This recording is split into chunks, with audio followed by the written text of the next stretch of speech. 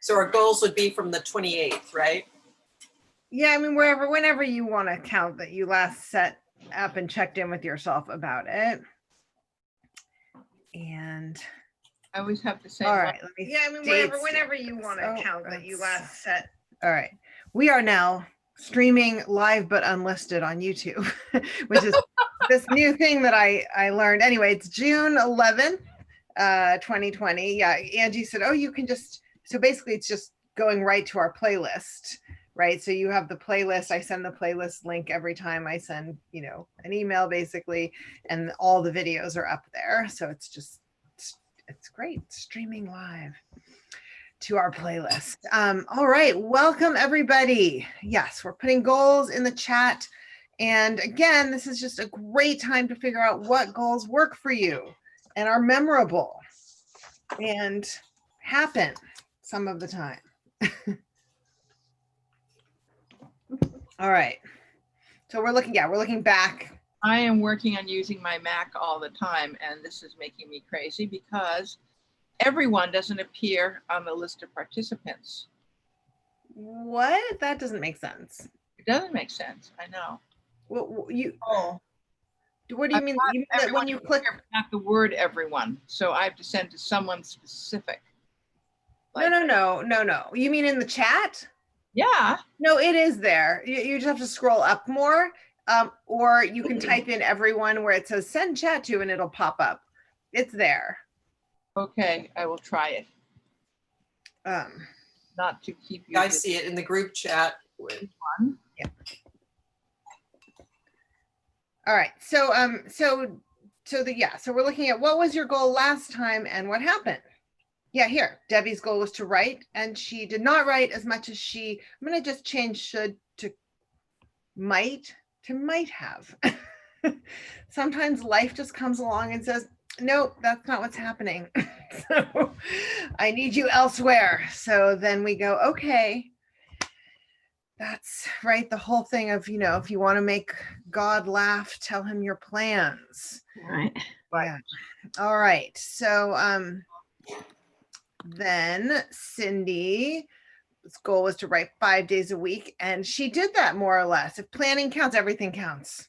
I mean, feeding the dog, maybe not, but planning, note-taking, revising, writing something that didn't work. Working on my 7th step, doing scenes that I don't think are going anywhere, but Yep, all of that stuff. Definitely all of that counts.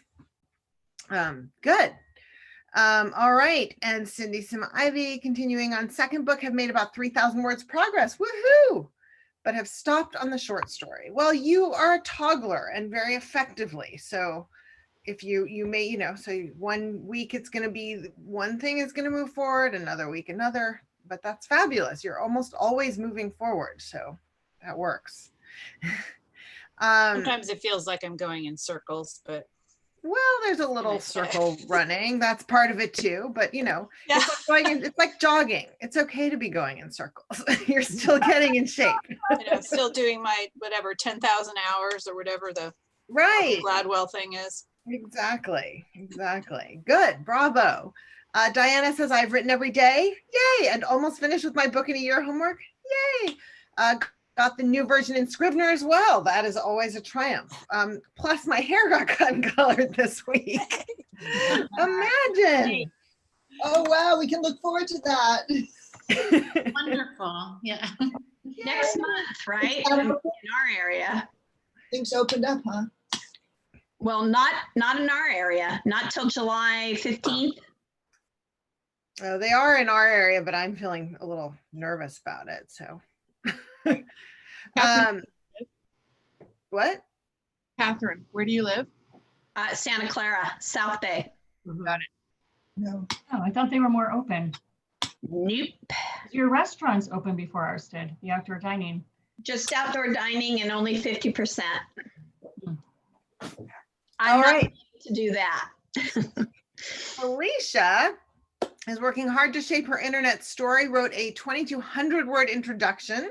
Woohoo! Still trying to figure out what the story is really about. Okay, so that's one question, which I'll leave to you. It's a good one. And it does just take a while. So good. The key thing is to be asking the right questions, right? And the right questions. So we're going to answer, our brains answer questions. That's the kind of their job. And so if you ask your brain, like, what's wrong with me? It will tell you. And if you ask your brain, what am I doing well? It will tell you.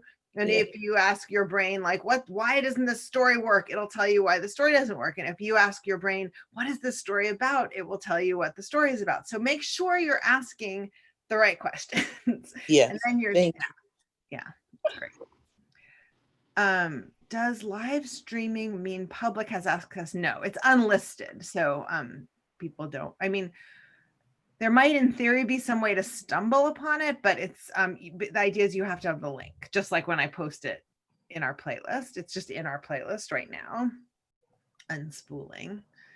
All right. Catherine is creating friends between my characters, and I succeeded by channeling Thelma and Louise. Woohoo! That's fun. That's awesome. It works and I'm happy with it. Yay. Shannon received feedback from her editor on schedule. Amazing. And now reading through all of her margin comments behind schedule on that. That takes time, and it can be, it's challenging, right? Where'd she go? There you are. Yeah, you might need to go slowly and digest. Yeah, some of it was weird, like a question about barbecue. Just like kind of random stuff. And one of the things to remember is, it's kind of interesting, like, oh, my reader was reading along and then this made her wonder something about barbecue, like she didn't know. And then you can think, like, do I care? Like, is this important in what I'm trying to do with my book?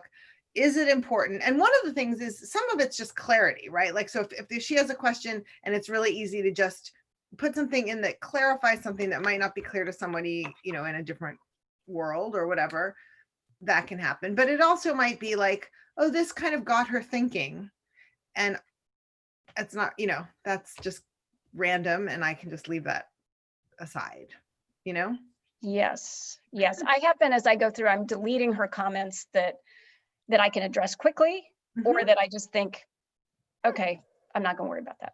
Good. That's fantastic. Yeah, that's great. And you wrote a piece of flash fiction based on a paragraph from last craft class. That's exciting. And you're gonna submit it to a couple of publications tomorrow. I love it. That's great. And it's great to interweave creating stuff with, editing stuff and getting notes and all of that. So fabulous. Good. All right, Lisa says, I think I met my goals, maybe the first time ever. Woohoo! Maybe because my goal was very loose, write any amount on days that you can. Well, that's such a good goal, right? I mean, if you say to yourself, like, I wrote any amount I could on the days I could, like, who wouldn't be sort of glad of that? I feel good. I feel really good about it. I love it. Yeah, I think that's you found your goal. Yeah, maybe. Yeah. Good. Felicia says, my goal is do what I want to do. Again, right? Not what I'm supposed to do. And it's working. I have to say, I've been sort of doing that. Like, I've been sort of getting up and fighting my morning pages, which I almost never have, I mean, that happens, but not that often. But what I've been realizing is what I've been wanting to do is read. And part of that is because my normal pattern is to read before I go to sleep. Like, even if, and then I kind of fall asleep reading. But because we now, pandemic wise, we now watch like an hour of shows as a family, and I just fall asleep during the show. So my reading time is totally shot. So it's like, oh, of course I want to get up and read in the morning. So I'm trying to be nicer about, what I want to do. And especially if what I want to do is, part of the things I want my life to include anyway.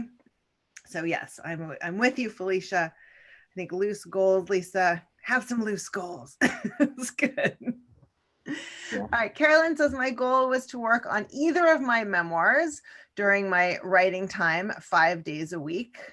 And I did come up with a draft of my bullet points for booking your homework. Fantastic. And I would say, also, Carolyn, if you want to put the link to your reading in, Carolyn's doing a reading, and also it's her birthday this Sunday. So happy birthday. Thank you. And Debbie is going to also be teaching as part of the day-long fundraiser that St. Mary's does for Hedgebrook. And it's usually at St. Mary's, but it's going to be online. So Debbie, if you want to put that link in. Also, Vijaya is I think being interviewed. It was going to be by Chris. I don't know if that's still happening, but anyway, so a bunch of book writing world people are in there. Mary Vollmer organizes it. She took Angie's structure class. She's a novelist. Anyway, so that's happening on Saturday, I think. So I don't know if Debbie's here, but anyway, that can all go into the chat. All right. So what Pat said was her goal was stick to writing schedule. That did go private for whatever reason, but did you do it? Everyone didn't show up. Now it showed up, so we'll see what happens. Yeah, but the bottom line is writing schedule is like a miracle. Yeah. I'm noticing on Sunday during the retreat that how good it was to have the time set aside. So I blithely set aside, okay, 12 to 2 every day. And then you can skip 1 or 2 days a week if you have to. Well, guess what? I've done it once. You just need to meet with somebody at 12. I might be able to talk Victoria into meeting. Yes, I'll consider it. But myself, seriously. Yeah, I think, and then you know what else you can do? The thing that Ellen and I used to do when there was a dance class in Sebastopol, so we weren't driving there together because it's near both of us, but she wouldn't tell me if she wasn't going, so I had to meet her there. Sometimes she wasn't there, but I didn't know that till I was there. It was too late. So yeah, sometimes you could just have an open Zoom room and you have to go see if she's there and then write. But yeah, good. All right, Bree, continue working on my Murder in the Writers group up to chapter 22, making progress. Awesome. You know, I forgot to add that I incorporated all the stuff I wrote last week into chapter 21. I did that. And then it was kind of boring and I didn't know what to do. So now I've decided that one of the other writers is going to try to take over the investigation for the murder. So that adds a little bit of spice to this. You know, I'm in the saggy middle, and right? It sort of sags and sags and sags. So, and I've had all of these meetings in the coffee shop, and so but this, or and that's great. And maybe the other thing is with that is maybe to throw in a little danger. That's what people do a lot in murder mysteries, is like another threat or another murder or. Yeah, I don't want to have another murder because then I'd have to deal with it. But I want to have easy problem. All right, sounds good. The murder is enough. So speaking of murder, or not quite murder, but thrillers, Lisa in Meltzer Pen is going to be in conversation with Janelle Brown. I have to say, I for some reason thought I had missed it, and I'm really happy I didn't miss it. Janelle Brown, we have the same agent, and I'm in the middle of reading Pretty Things, and it's just she's just a really good writer. It's just fun, yeah. So that'll be great, and I assume that's virtual as well. Yes. Yes, that's virtual, and it's going to be really fun. It's a very fun book.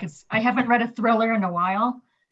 So it was a lot of fun. I have it all marked up, as you can see. What's great about it is it's really the character. I mean, it kind of reminds me that it's really all about character, right? So it's got all the plots and twists and turns and stuff. But I think what kind of makes you want to be with it is that it's and it's not even that the characters are always empathetic, but although she does a pretty good job considering. They're not always empathetic, but for me, it was the characters, like how they viewed themselves and how they viewed other people's, and then another character, you see the same scene. They view it completely opposite way, like it's her fault. No, it's her fault. Yeah. And it's what happens all the time in life, of course, but with more dire consequences in a thriller. I was actually so with summer craft, and because we're meeting every week, I'm going to do a little bonus scene study thing, that people can do on their own, and then if people want, they can trade.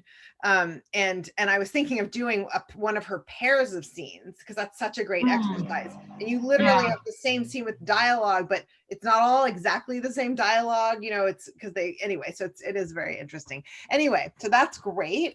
It's a fundraiser for the libraries and Florrie's bookstore in Pacifica. Oh, even I don't better. know if the link is actually in here. I don't know why when I go to find the link, I'm not finding it.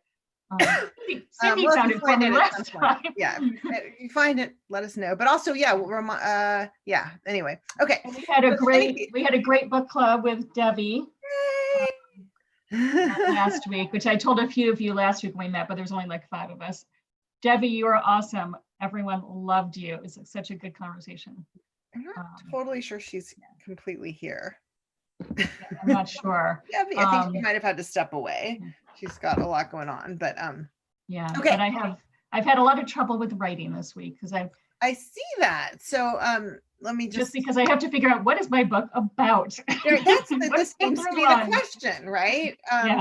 Yeah, and that's so challenging with memoir, especially because there's, first of all, you have so much access to material because it's your life, and really to get that distinction between what happened and what happens in this story is really important. So that's a great thing. You're asking the right question, and I think it's a great thing to be grappling with. What is this story? What is this story about? What scenes do I need to tell this story?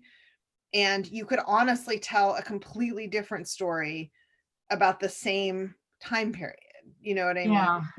Well, it's tricky also with a memoir because it's like, okay, what was my transformation? Yes. Well, and one of the things, I completely different and new? Well, and so in real life, we often learn a lesson and are somewhat transformed, and then we slide back again, and then we learn it again. And luckily, we're like kind of we're cockeyed optimists, and we get excited every time we learn that lesson. But in a book, but one of the advantages of a book is that it has an ending, and so if you can just end it right after that triumphant moment of learning, we don't have to know that, you fumbled it again later because, yeah. Okay. That's the difference. I'll try to keep that in mind because I have to get that together. Yeah. Oh yeah. Story Genius is great. I really like that too. Oh yeah. I just downloaded that. So yeah. And please, and you submitted for agents, and great. Good. And that's been going well. Yeah. Slow but good. Slow but steady. Yeah, good. Dara says, I don't remember my goal. I didn't write it down. So just showing up right now seems to be a win. I agree. Woohoo. Yeah. Like kids with no external stimulus are very demanding. Well, and I have a kiddo with some special needs. And so it's just. Yeah. So I'm here. I have a friend whose kid has been like doing so much computer time, and he has a lot of special needs, and it's been like really challenging. And so she and her boyfriend took the week off, and they're like, we're going to do a staycation, and we're going to do no internet for anybody. She was like, I can text you guys, but like nobody's going to be on internet the whole week. And so like day one, she sends us this picture of her kid. She's like, we're in, Henry Cowell Park, right? Like this beautiful big park. And he's in the back seat with his iPad and his control. Okay. It's like, it's just, you can go with such intention, and then it just sort of is what it is. And yeah. Yep. And you know what? It's okay. Like just, keep everybody alive and move forward. Yes. Thank you. And if any kind of writing happens, or like thinking about writing, well, I should say I did send my whole manuscript. I can't remember if I'd done that last time. I sent my whole manuscript to a friend of mine who's doing a book coach certification, and she's using my manuscript. Yeah. So that's kind of fun because that's the first person that has looked at it. So I'll get that feedback in like a week. So that's great. Yeah, you're waiting anyway. You couldn't really be doing anything anyway. Excellent. Oh, good. Oh, and Debbie's here. Hi, Debbie. And there's Carol. So Debbie, I was just saying, if you wanted to put a link to the Hedgebrook fundraiser that you're going to be teaching at, people might want to go to that. And there's a bunch of Book Writing World people there. Thank you. Okay, so the class that we're doing is, did I miss anybody? I think we got everybody. The class that we're doing is was a request. And I think it's a good one. And it was actually, funnily enough, it was a request from a couple of people who are working on nonfiction and sort of like memoir angles, but really even more sort of nonfiction histories and family biographies. And I ended up drawing on novels for this example, but I think partly that's because novels and memoirs, straight up memoirs have the same restriction. They have to kind of keep the reader in the dream of the world sort of the whole time. And I would say with sort of nonfiction that steps outside of memoir, like histories and biographies, there's just more permission to bring in interesting facts and to kind of tell kind of broader historical stories, because people go to nonfiction to learn in that more explicit way, right? To like take in information. And I think, I don't know if this is true for you guys, but I think when we're reading nonfiction, we are more open to kind of not digressions, but like sort of deeper dives into information, if it's well done, right? But in memoir and novel, we want, I think, to stay pretty engaged with the world of the story. And so how then, in any of these forms, do we bring in the history when it's relevant?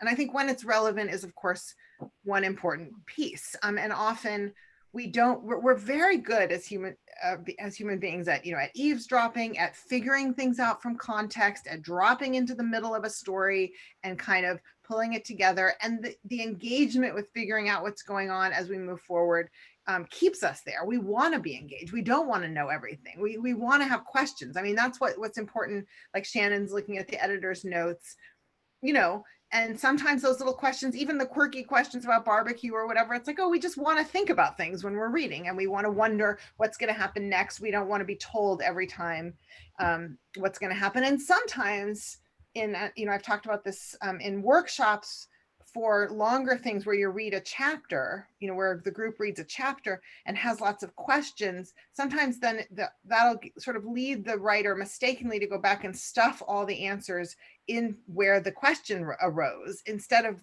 being delighted that the question arose. So part of our job as writers is to raise questions, and we don't immediately answer them. So one way that history of any kind, backstory and histories, are going to work is that they come in after the reader's wondering about it for a while, right? So that's going to be one thing. We go, oh, this is what it is, right? So that's one thing. Compression. Debbie's always wanting to do compression. We're going to do compression today.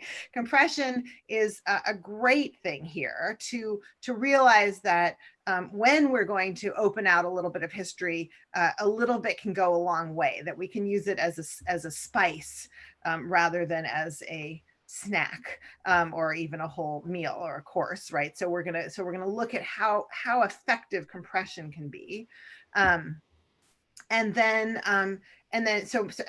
Making sure the questions have been raised ahead of time, often making sure the information is relevant to the forward motion of the story, that it's maybe fascinating, right? Like when we're at our sort of most sparkling, when do we drop in a little story, right, about something in the past to maybe explain something, or to help us grapple with a dilemma or that sort of thing. And then, of course, putting it into the form of story, using all those tools, motivation and desire, obstacles, turns, scene, sensate detail, and then weaving it into the scenes as well, so that we're not just getting a whole block of exposition, as you can, like I'm giving you right now, but in fact we're interweaving it into scene, right?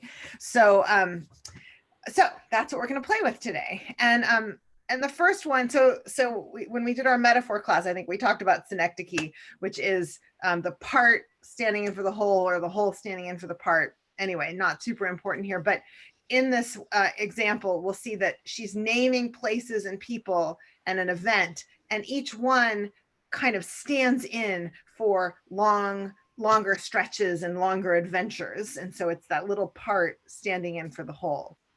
And this is it. It's from Writers and Lovers by Lily King. I walk to Salvatore's Foreign Books on Mount Auburn Street. I worked there 6 years ago in 1991. After Paris and before Pennsylvania and Albuquerque and Oregon and Spain and Rhode Island. Before Luke.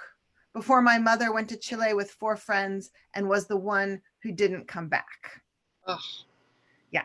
So a few things here. So first of all, I worked there 6 years ago. So we've got this little block 6 years ago. Oh, what's happened in the last 6 years, right? Since 1991.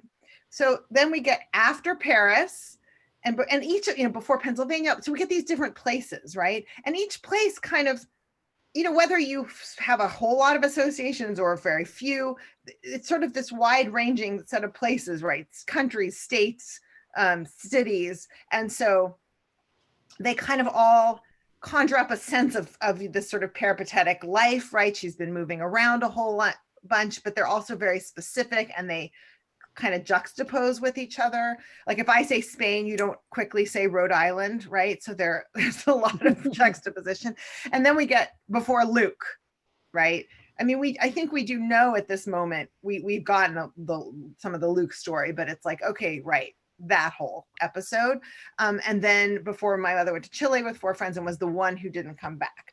Now, the other thing about this is actually, in a way, this is this character's ordinary world. She's moved around a bunch, and she's now moved to a new place at the start of the book. She's just had this heartbreaking thing with Luke, and her mother has died 6 months earlier. So this is why this character needs story, right? This is what this character is grappling with in her ordinary world in these few concise sentences. We're not getting random backstory. We're getting the backstory that's relevant to this story about this person who is dealing with loss and with unrootedness, right? And all of these things, the places and the people, the losses of the people and the movement through the places is about unrootedness. So especially for those of you who are thinking about ordinary world right now, what is kind of, how could you put the whole ordinary world into these kind of synecdoche, phrases that kind of give us so much in a very compressed way about why this person sort of needs something, right? Needs a story. All right, so lots of fun things to play with. Ask a question. Yeah. Was the before Luke and the mother, was that part of Ordinary World, or that sounds like what the main book is about? I haven't read it. No, the book starts, we get filled in, and some of you have read it, but basically Luke's broken her heart and her mom's dead. And that's Ordinary World. That's the ordinary world. Okay. That's the ordinary world. It's like, yeah. And that's kind of an important thing to know about story, is that very often characters who need to go on a journey are not in their super happy place. And the inciting incident is not necessarily the first thing to set them off balance. It's often the final straw. Right. So this is a character, that's why people are going to have limiting beliefs or flaws or whatever the different language that people use to talk about that kind of need at the beginning of a story. Right. So yeah, this is her ordinary world. She's moved to a new place. She's got a dead mother and a heartbreak, and what now? How's she gonna move forward? Oh, and she's writing a book. And she's unpublished. And yeah, she's been working for years on a book, and she wants to be a writer, and she's unpublished, and she's a waitress, right? So this is her ordinary world. Okay, I'm going to read it one more time, and then the other thing I suggest to keep it compressed is that if you're a very fast writer and you end up writing a lot, maybe write a few different versions rather than writing a long thing, right? Try to maybe write a few sentences, and then if you've done a few sentences, start over with a different character or a different approach or a different, and do another one instead of doing a whole bunch, but you get to do whatever you want. That's the rule. Okay. I walked to Salvatore's Foreign Books on Mount Auburn Street. I worked there 6 years ago in 1991, after Paris and before Pennsylvania and Albuquerque and Oregon and Spain and Rhode Island, before Luke, before my mother went to Chile with 4 friends and was the one who didn't come back. Okay, so let's do like 8 minutes.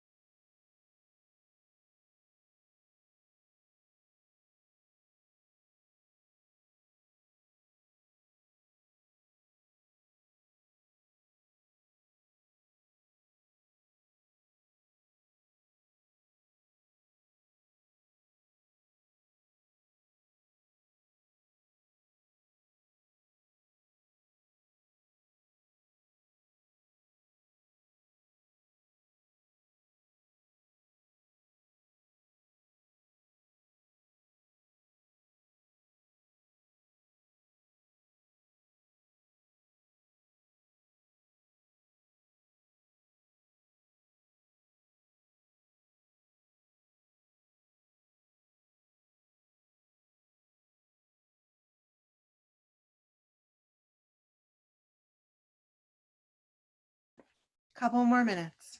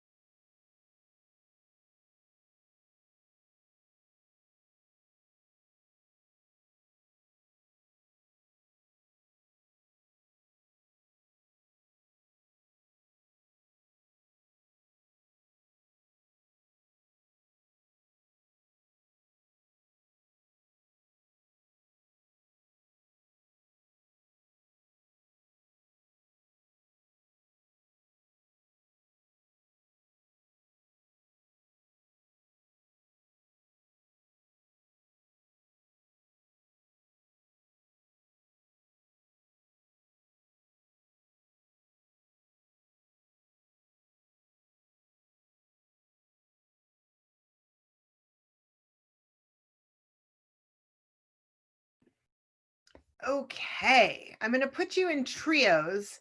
Devi is not going to be available for this part, so she's like a fourth person in a group, so just she won't be on. She just her little square may or may not join you, but anyway. Please pick one of yours to write, even if you wrote multiple, I mean to share if you wrote multiple ones. So we'll do 4 minutes per person and share one and get some positive, specific, true response. Okay, and here we go.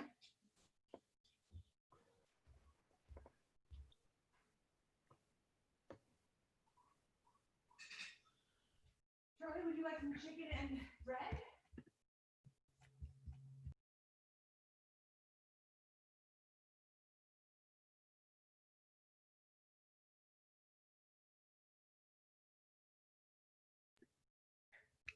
Did not whisk you there, Diana. Do you see a join button? Oh, are you frozen? I think you're frozen, maybe.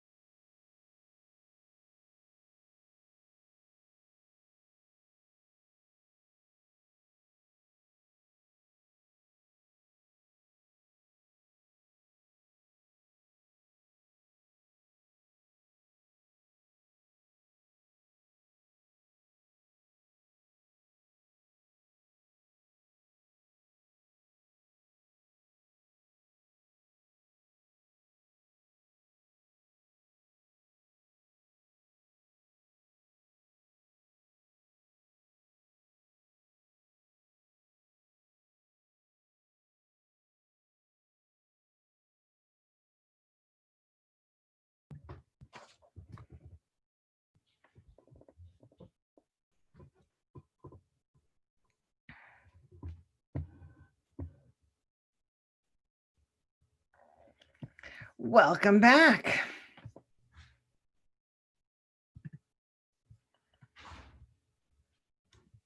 Oh, you are muted. Are you? I usually wait to be kicked out, but then it's a sensation of being dragged away. So. Right, right. Welcome back, everybody. Well, did we learn anything about compression, the past, histories?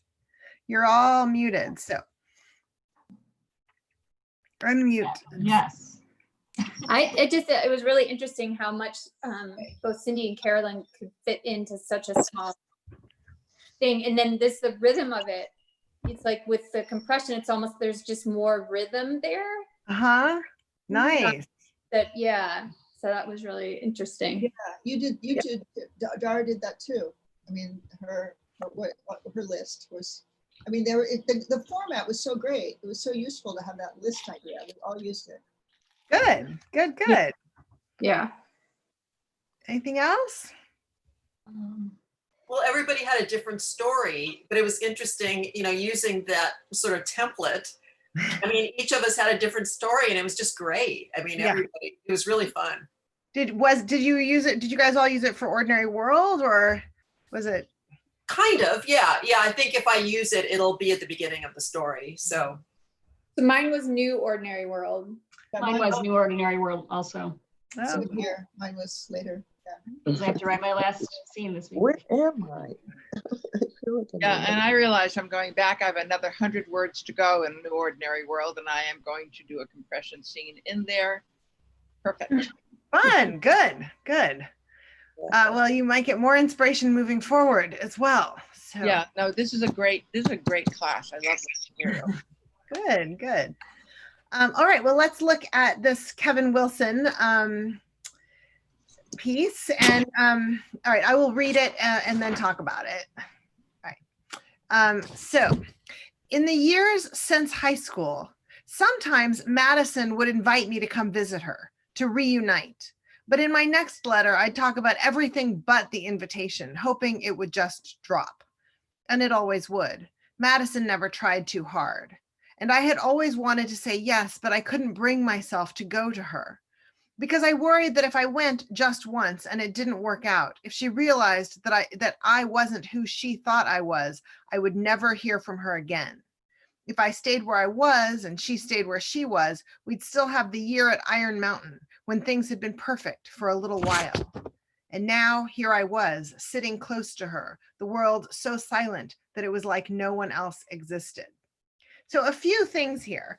One is, so that generalized conditional language, like she would do this, I would do this. So there often I encourage you, like in my own writing, I find I will sometimes write in a conditional way. And I think this is especially easy to do when you're talking about memoir or you're figuring out kind of the life of a character. And it can often be stronger in those moments to turn it into one particular moment, right? A particular moment.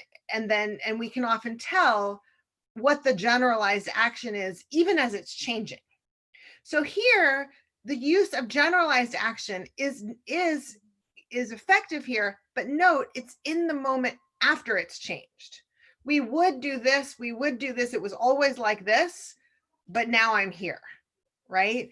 And so when you just sort of have generalized action and it hasn't changed, it can be a little just less lively than a moment of scene.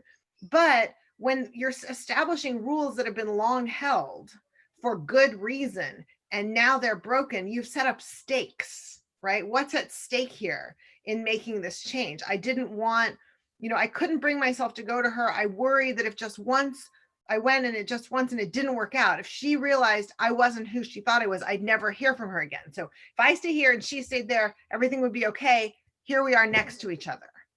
And not only next to each other, but the world so silent, it was like no one else existed, right? So it's in absolute contrast to all the fears that have kept them apart for this time period. So that generalized history is being dropped in as backstory in contrast to a specific moment in the present. And that raises the stakes on that specific moment, because it's like, why I never did this before, right? Why now? Why not? Why never before? And I think those things of like, what does your character never do? What do they refuse to do? What do they always do? What do they do, you know, in public versus in private, whatever, just all those different things that are like patterns set up and then they get broken. And it's in the moment of breaking them that we get story.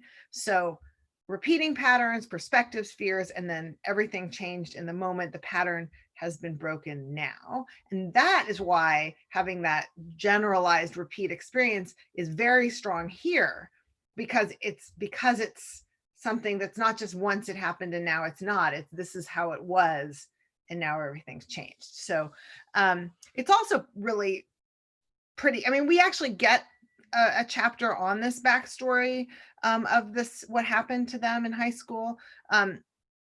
But now we're in the present moment looking back at that, and it is also pretty concise here, right? Pretty compressed. And it's really more about, I don't know, it's about why she never came to her, right?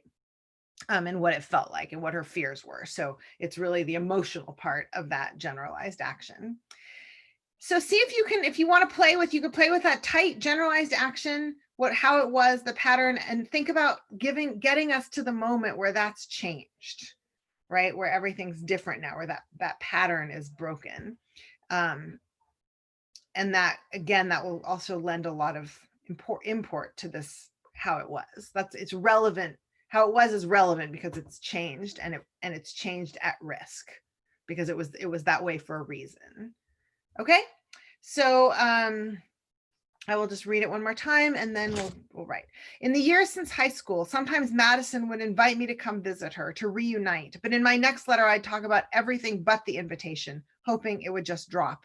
And it always would. Madison never tried too hard, and I had always wanted to say yes, but I couldn't bring myself to go to her because I worried that if I went just once and it didn't work out, if she realized that I wasn't who she thought I was, I'd never hear from her again.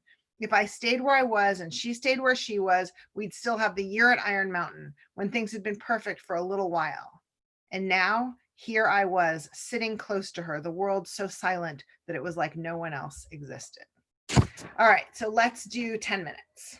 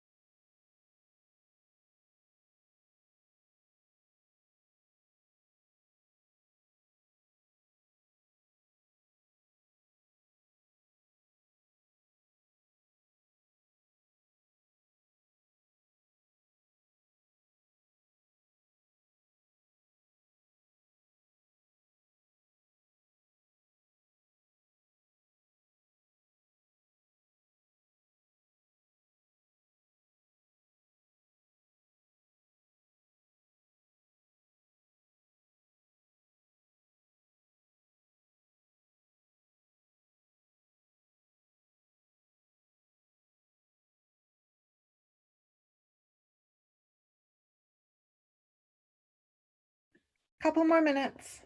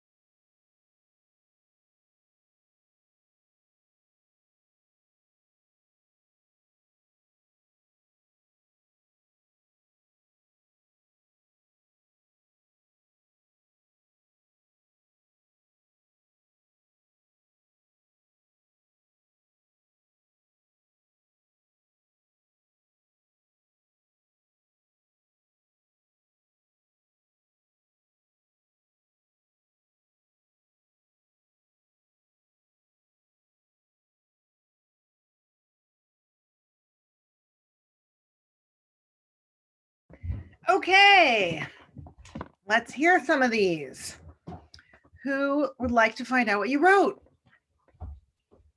All right, Catherine, I saw the hand above the head. Will you unmute, please? That is a habit of mine. I always seem to have my camera in the wrong place. Okay, hold on. Ready. Countless therapists and social workers have told me that the most dangerous time for a woman to leave an abuser is when she is leaving. But I say it's before that. You kind of have to sneak up on it. You have to prepare to leave without actually planning. I mean, it's not like you can make a list or write it on a calendar, leave on Monday. Money, keys, clothes, a place to go, gas and car to get there, all have to be in place before that moment. That one break in routine when you've had enough or you see a chance, your mind and feet meld and you have the courage to break the groove you're so deep into so you can bolt through the door, into the car and down the street. It's the planning without planning that exhausts you. Great.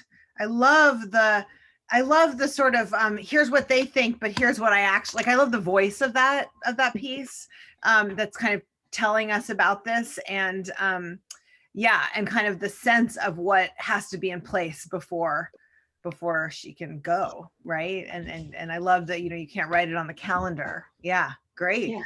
Great.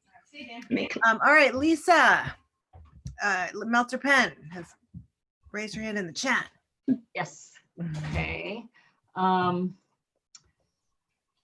There was a pattern of gifts to my mother.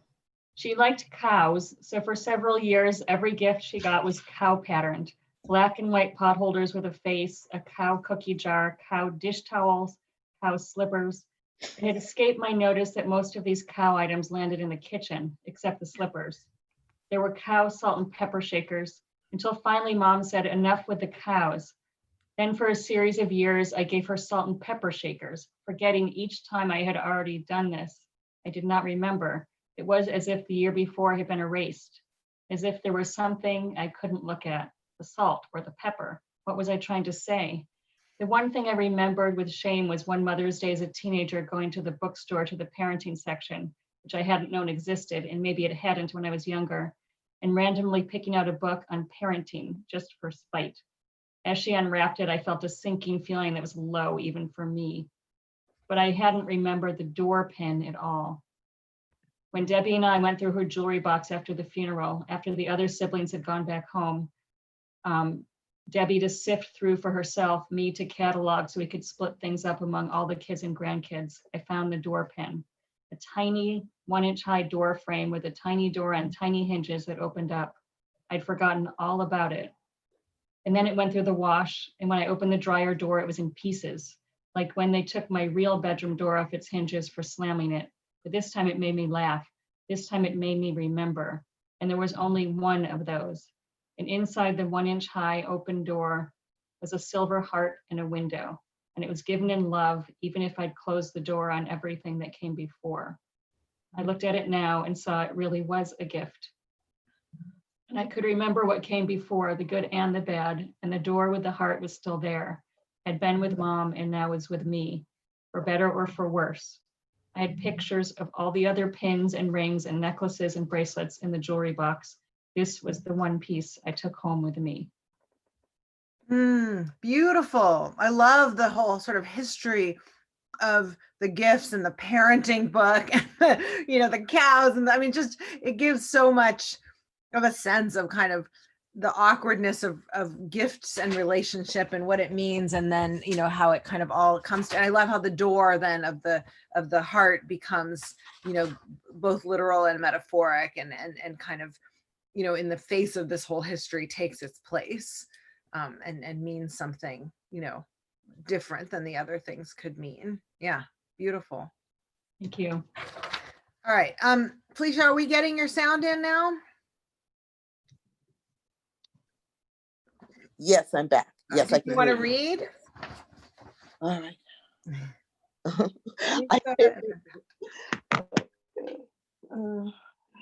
Okay. I want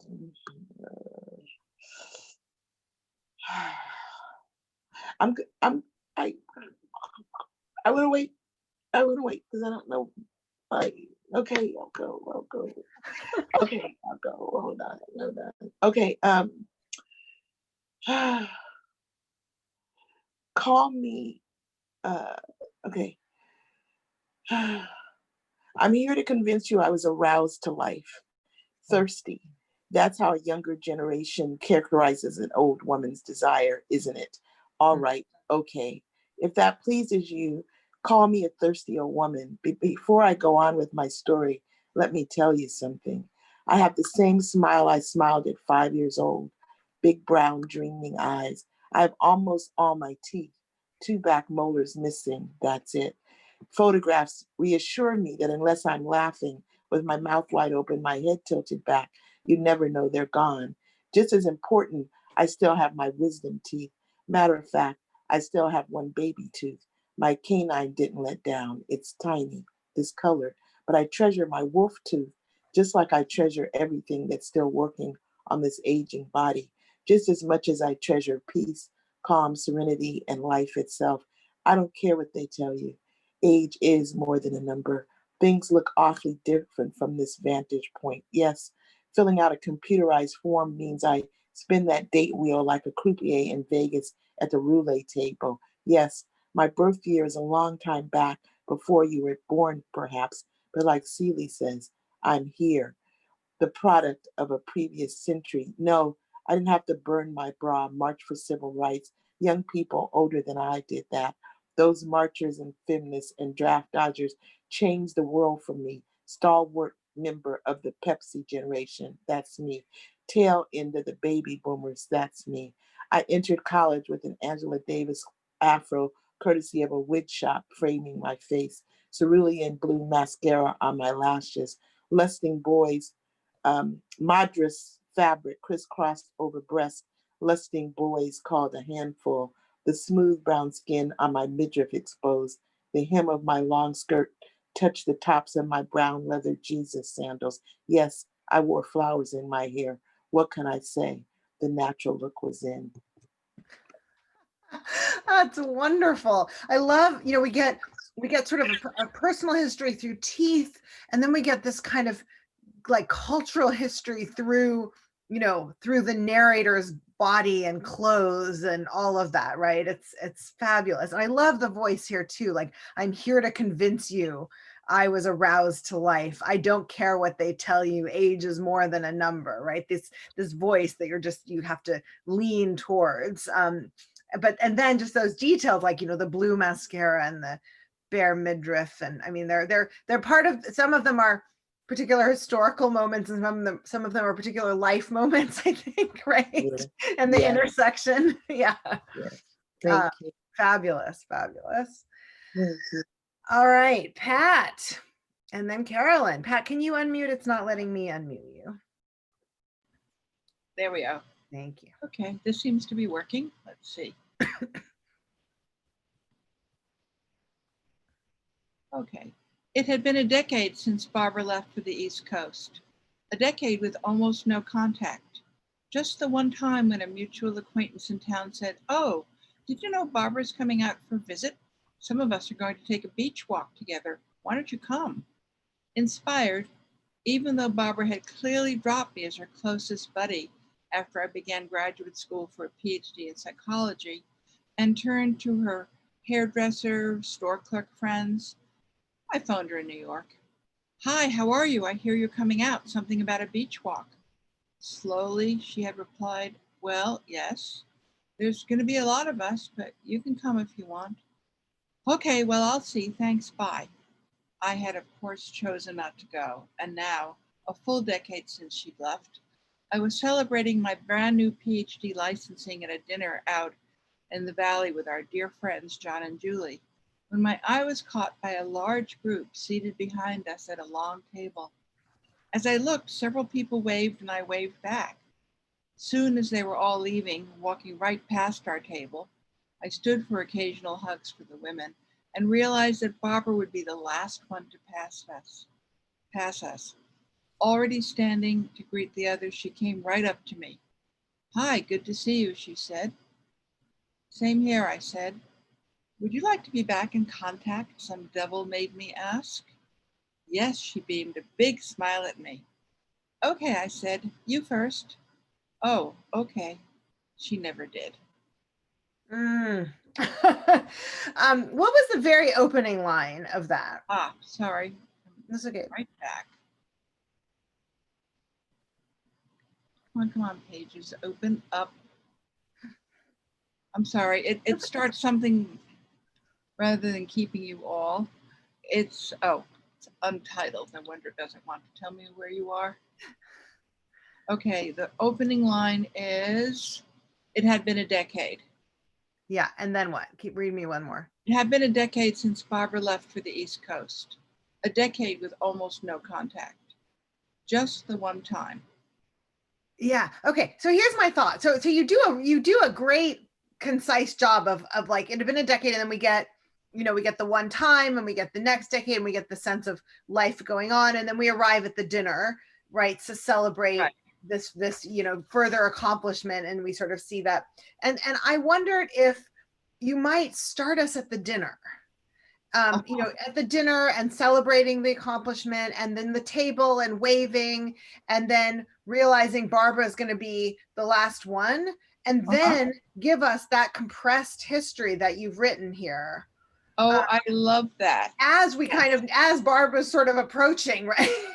So that we're like, oh, and then great idea. You might even, play around with it, because you might even be able to pop out after at some point, and then like before, of course, I hadn't gone, like she has that, the line, "There'll be a lot of us, but you can come," or what is like this shocking sort of cold line. And then so if you kind of took us to that point, you might be able to then come back to the scene in the restaurant, like realizing, like, or where she pops up, and then and then you're looking at each other, and then you might be able to drop in, like, "Of course I hadn't gone," and you know, blah blah blah, and then you know, do you want to be in touch? And she says yes. Or even after, do you want to be in touch? And she says yes.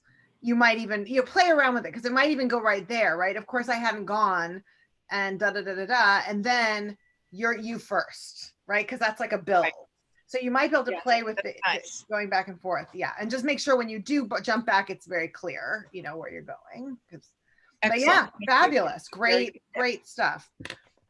All right. And Carolyn, will you unmute, please? I think I can put it in the chat. Yes. Okay.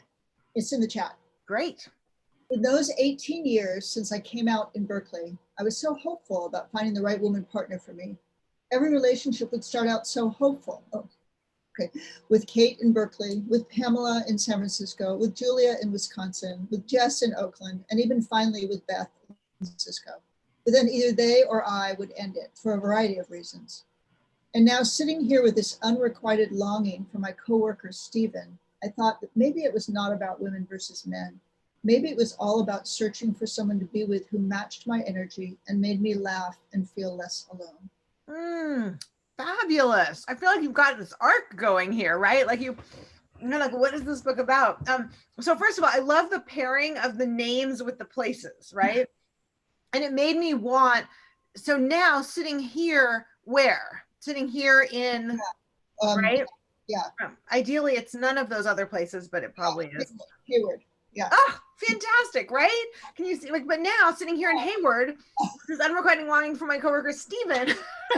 And then the other piece I thought is, because it's so great, like Kate in Berkeley, Pam wasn't really we either they or I would end it for a variety of reasons. I just thought maybe experiment with giving us the compressed list of reasons. Oh, okay. Good idea. Right? You don't even have to pair them, although you know, with the exact person in the exact place, but right? Really fun. Yeah, great. One more? All right, Cindy. Oh, we can do two more. It's Cindy and then Dara if you want. No. I'm gonna, oops. All right. I'll do it because I know I won't be able to do the next one. It's too much for me. Seasons had ruled their lives in the before period. Winters were survived based on what had occurred during the previous seasons. Skeletal branches of prized stone fruits pruned and tended. Dried and canned and milled staples and prayers given up that those would last until the first spring harvest with its heavy cabbages and early onions. In between were the cold months of planting and covers for frost, chapped hands and faces, aching bones. Then spring with its carpets of flowers and fruit blossoms. Songs sung between the women and men in harmony working on adjacent terraces. Then summer when the bounty that one had prayed for would be achieved, God willing. Then the war had fallen upon their mountains like a gray winter curtain. The men's voices diminished with each passing year, and the mothers among their villages unable to sing either from worry or sorrow. The pruning went undone. The echo of the tsapas, that's a hoe, against the hills was muted, and even the flowers seemed to withdraw. Gorgeous. So everything about this after the first couple of sentences is just so alive with detail. I mean, it just gives us the whole thing. And I think you don't need those first couple of sentences. There's some beautiful stuff, but they're a little abstract because the pruning and the cabbages and the onion, I mean, just everything is so sensate and visual. And then when the war comes, right? So you've got like the seasons and then the war and the diminishing men's voices and the things unpruned, which were so vivid to us being pruned, right? So you've just set up this beautiful world, and then the way that it changes all through those sensate details. Yeah, it's great. Thanks. Dara, do you want to read? Either way. I can wait till the next one. We can up to you. Up to you. No, we'll move on. That's fine. All right. It's either way. Okay. The next one is a little bit long, so I'm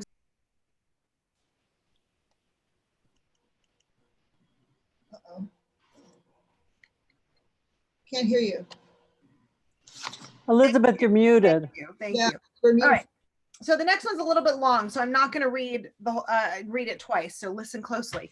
But you've met this character before because He was the lone elderly man in a pale suit cast adrift in an armchair from the metaphor class, the crumpled linen man, the crumpled cast of a man. So we're going to go further with him a little further down the page in the Shelley Hazard book.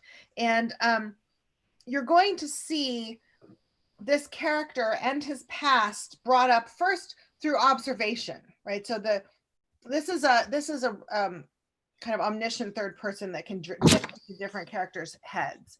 And so you're going to see other characters observing him. You're going to hear gossip about him. You're going to get some direct dialogue. You're going to get an interior narrative summation of a whole history.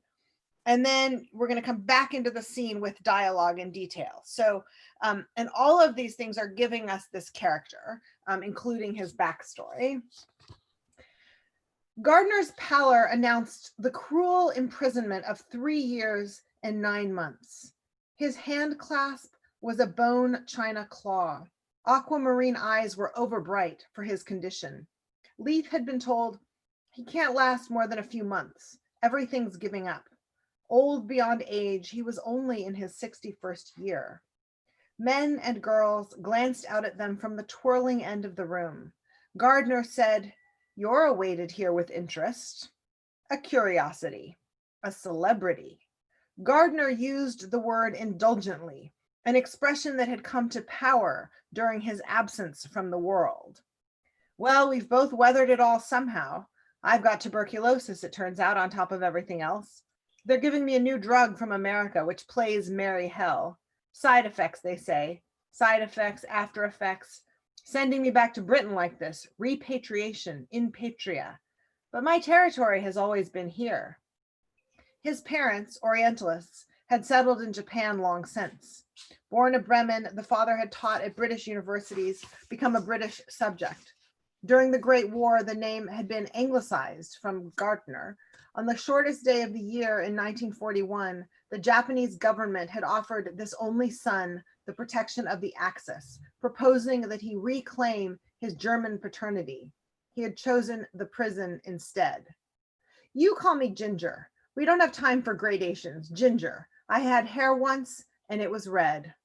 The gramophone broke out. And then there's actually just the lyrics to the song that is playing on the gramophone.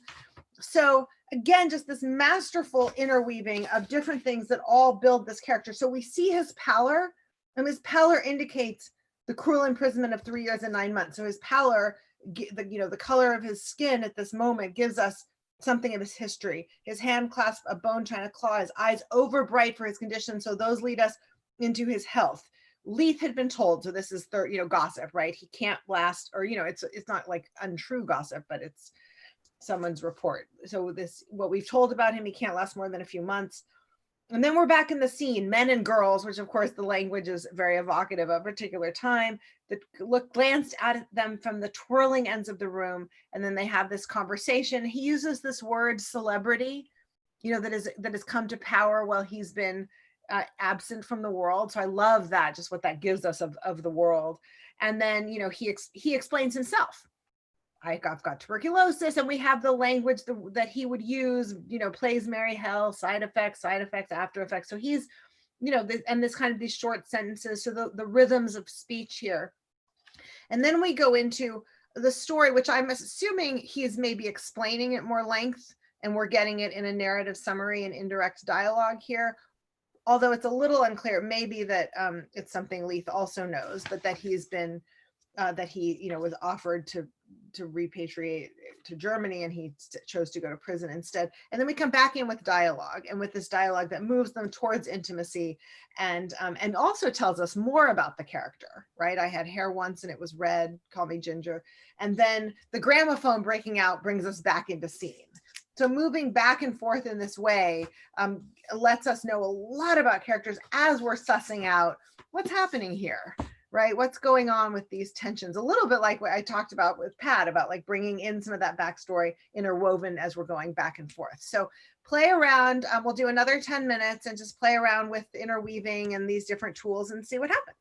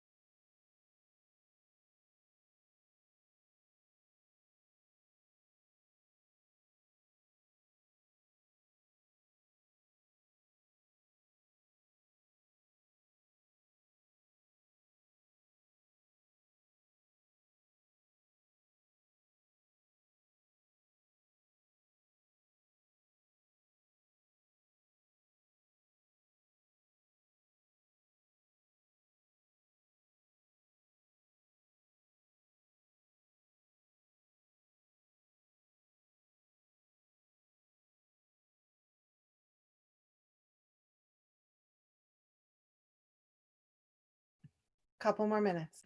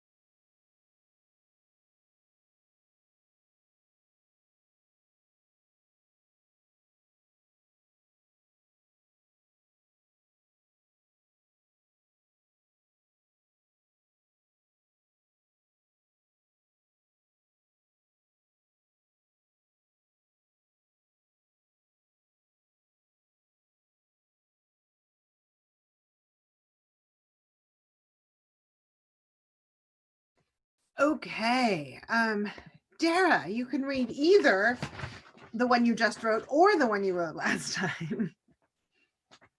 Are you there? Oh, can you unmute? It's not today. I'm not getting to unmute. Okay. I have to flip back and forth, which is why my video goes out. I'm going to read the one before because I just couldn't get this one that's off the ground. Okay. All right. So my video is going to go off, but my audio should still be there. Okay. Okay. So this is the one from before. Great. My bed's covered with scattered photos, poems from Jane's bedroom wall, her journal, Noah's letter.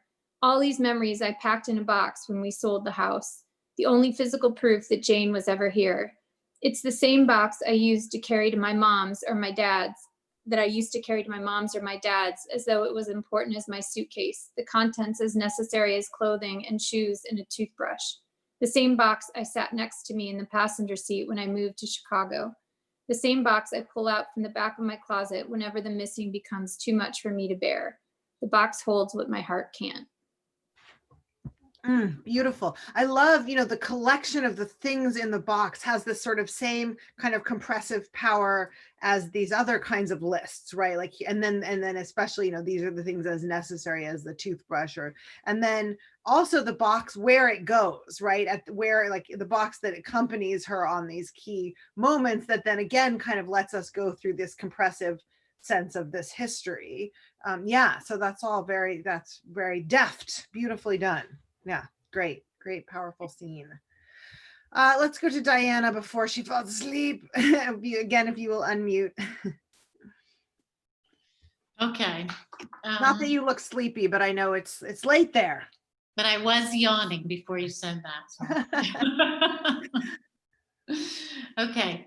People spoke about his condition when they thought he wasn't listening, each with their own diagnosis, causes, and expected outcomes. Even though he was staring at them, staring through them, these budding clinicians thought he wasn't listening. He wondered if they'd cringe or squirm if he interrupted their predications with the truth. He opted to let them keep their convenient fantasies. Wow, great. I mean, I love that setup of their speculating about him and he's staring at them or through them and that doesn't signal anything to them. So that's fabulous. And I wonder, again, this might be a place to play with a list of or a short list of their kind of diagnoses, or even a hint of the truth, right? Like you know what I mean? To kind of ground that idea of what if he said this, this, and this, right? You know, they're saying this, this, or this, they're arguing, you know, so that you could just open that out a little bit with that kind of compressed specificity. Does that make sense? Yeah. And it maybe won't work. It may not be the right thing. This may be just how it is, and that's great too, but something to play with. Okay, thank you. All right, who's next? All right, Cindy and then Bree. Okay, I'm also going to read what I wrote last time because I had a spider emergency that I had to deal with during this happens. Yeah, I hate spiders. Okay. So this is the previous exercise. Ever since she was a girl, she'd been deferential to authority figures, particularly male teachers.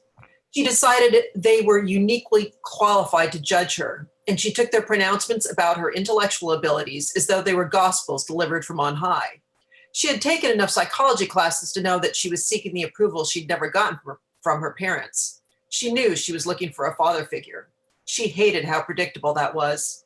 As she walked into Professor Humphrey's office, she vowed that this would be the time she stood up for herself. This would be the time she said no. Taking 2 weeks out of her research to babysit a bunch of pampered, entitled Stanford alums was not in her plan. Besides, the chances were quite good that there would be a dearth of single attractive men on this trip. Yes, she would tell Humphreys no. She was an adult. She could make her own decisions. She could risk displeasure. Nice, great.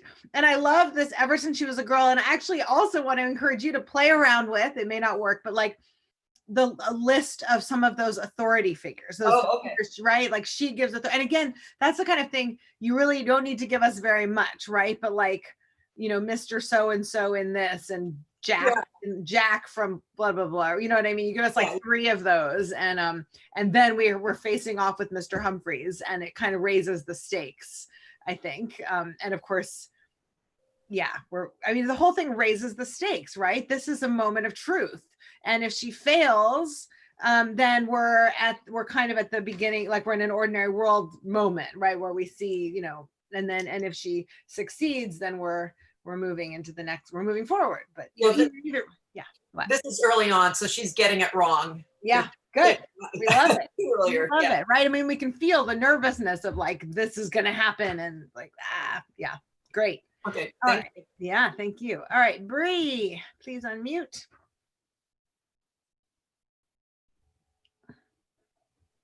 Hi.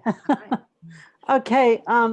The second reading, I'm not going to read it, but it tells about a nurse who works in a infectious disease unit who is hoarding masks, and how and so it describes her locker was loaded with masks. So, and her name's Sharon, and so this is the third one.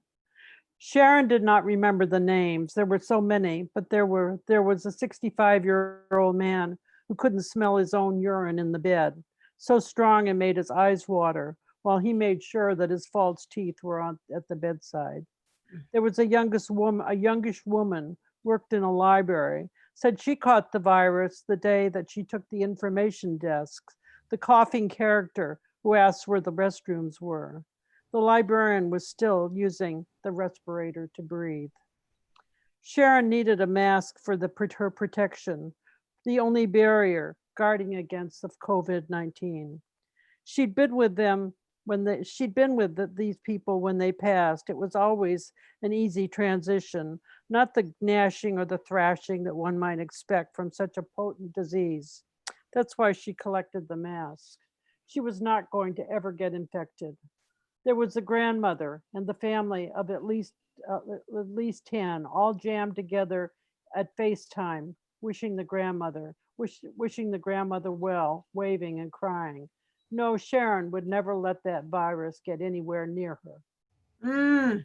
Wow, it's great. And I love that. So there's sort of too many to count, kind of the sense of too many, and then this list of these specific people, and the way that, you know, the guy who couldn't smell his own urine, and the coughing, and the library, I mean, and the grandmother, and each one with this like vivid just dip into that instance gives us so much. And I think in contrast to the sense of too many, you know, the specificity, really creates a nice tension there.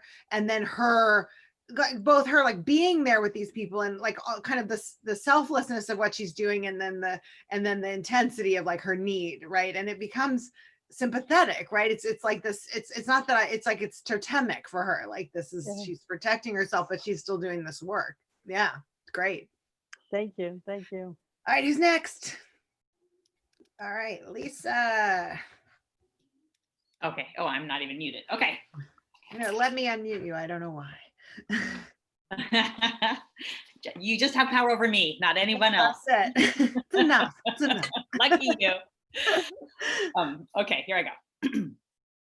Always we had the Hanukkah Sabbath meal in the oak floored dining room, the double hung windows looking into the leafless persimmon branches strung with orange ornaments.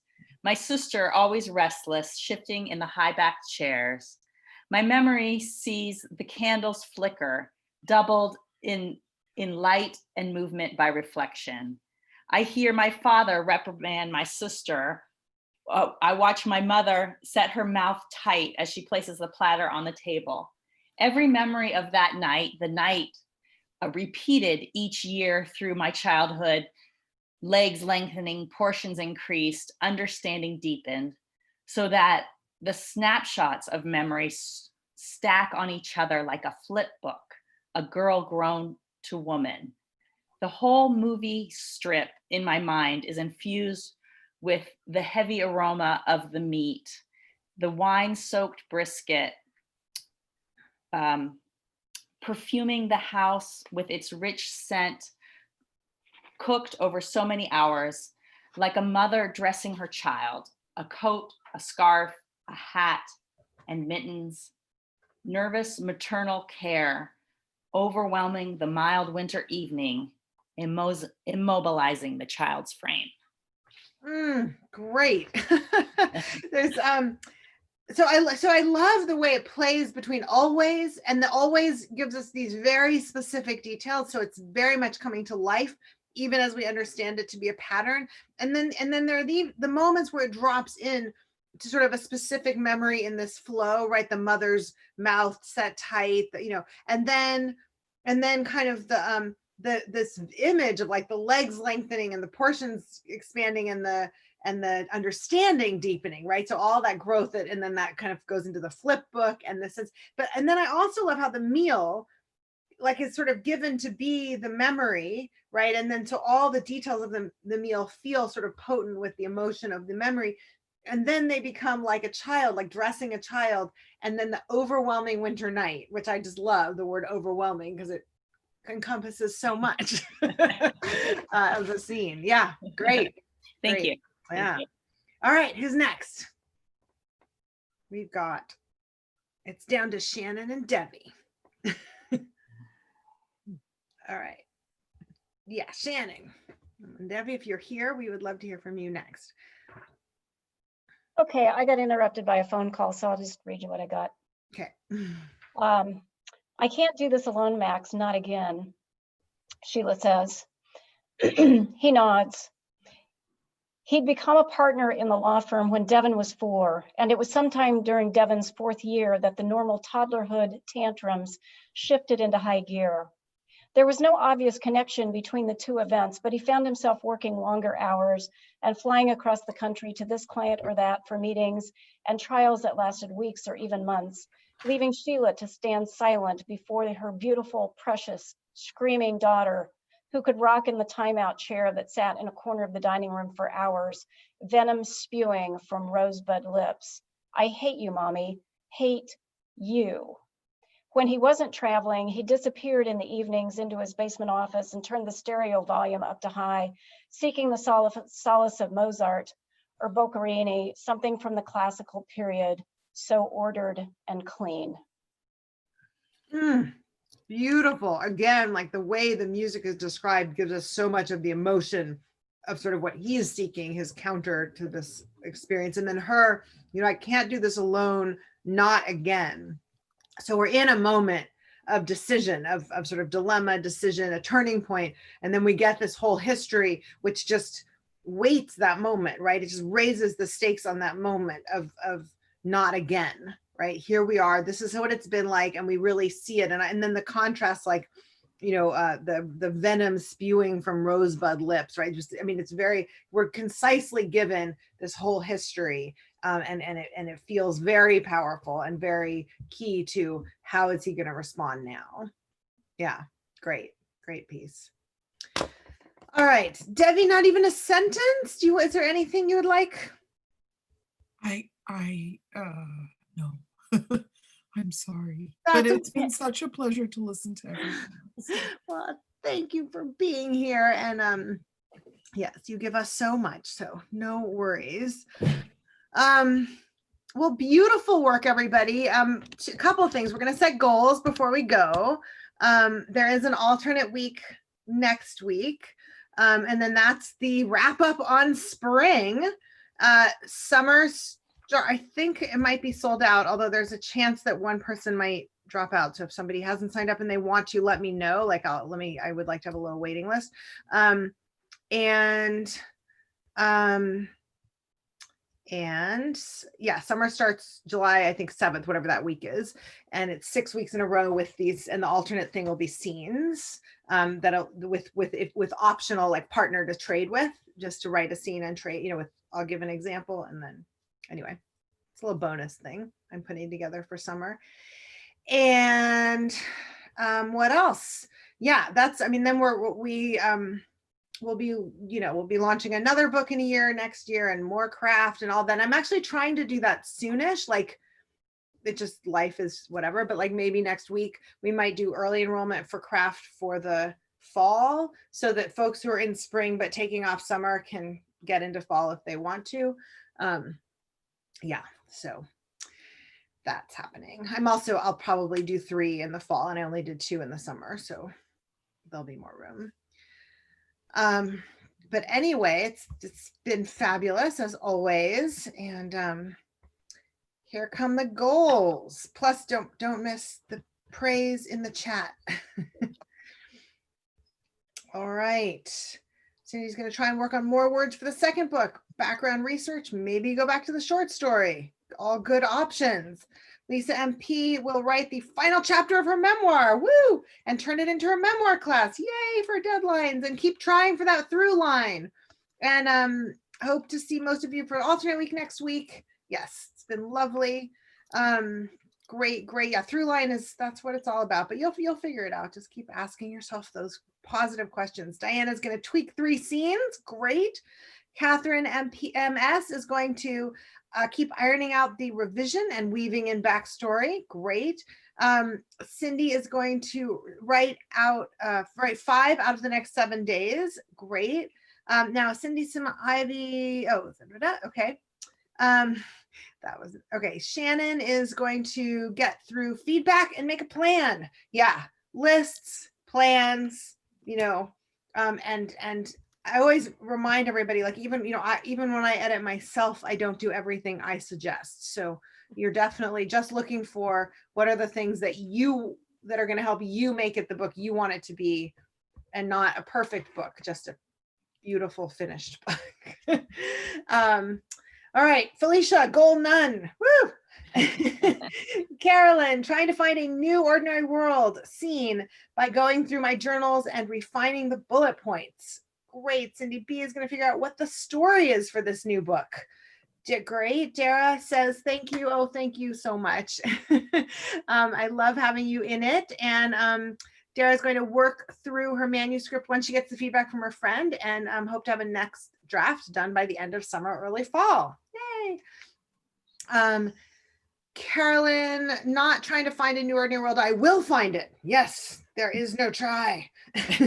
Says Yoda / Buddha, a few other people. All right, Diana says, thank you. Thank you. Debbie says, goals, write, teach on Saturday and Sunday, write more. Good. Lisa, write a little bit when I can. Yes. Maybe very low bars are the way to go. Yeah, low bar goals. Yes. Thank you so much too. I just love all of you, and it's super fun. This is the best one because I'm awake. I'm like, Evening, as I tell you, is either teaching craft class or falling asleep with my children. So it does wake me up. I mean, I do love it, but let's see. Bree, complete my revision over the summer. Yes, about 17 chapters left to go. Great. Continue with morning pages. Read through the Donald Moss book on emotions in writing. I have that on my goal too, but there's something about him that is sort of like in tiny doses, it's kind of inspirational, and then it kind of weighs me down. But Yeah, I'm with you. my Dorothy was saying he's not a writer, so he's reverse engineering what works about bestsellers but with that, and it's not always, it doesn't always ring true as to why this book is selling, but it is juicy to like dip in there and get some of it. So power on. And it might be just the thing. I'm going to try to. All right. Thank you. I want to thank Felicia for being our valiant leader of alternate week, and just getting to have her fantastic. Yay, Felicia. Yeah. Thank you. Wow, it was wonderful. It helped me. Thank you. So grateful. So much. So glad. Yeah. It's really, really an honor. And she will be with us for the summer, even though she's not doing the alternate week, because there wasn't really time for alternate week, so we're just booming through. But we will at least get to have her. Thank you so much. So that's awesome. Thank you. And so it's not just Stanford that gets Felicia's teaching. It's I wanted to say I put my face on here just as a way to say goodbye, farewell until I see you again. I know I'll see a lot of people again. I love your work. It's so inspiring to me. You have no idea, really. It means so much to me. Thank you. Oh, well, thank you so much. Thank you, Felicia. Yeah. Yes. Thank you. Alternate I week. haven't missed any alternate weeks with you. Yeah, I always go to alternate weeks. Felicia's a great host. Yes, thank you, Felicia. All right. So let's see. We have one more class we have alternate week next week, right? One Okay. more alternate week next Oh, week. okay. And there are exercises on the back of the sheet, and there's a little whole story nugget, which I think we did either last quarter or earlier in the quarter, like a whole, which people really liked. It's a different one, but and then From Your House Will Pay by Steph Cha, another bit of backstory that contrasts with the spoken dialogue. So fun stuff. Great work, everybody. Go to each other's events, friend each other on all the places that you can, find alternate routes in case one just crashes and burns with the dark side. Fight the good fight. Things are changing. Good things are happening. I'm going right now to Black Lives Matter Sebastopol. So wow. Elizabeth, yes. On your list, on the calendar list, the Thursday class ends on 6/11. Is that a mistake? This is 6/11. I don't see the alternate week. Oh, I meant for there to be can you do an alternate week? Yeah, I can. Okay. So I'll be there next Thursday. All right. We'll be there. My bad. Okay. Yeah. No worries. We'll be there. Thank you. Right. Thank you. All right. Great work, everybody. Thanks, everybody. Bye. Bye.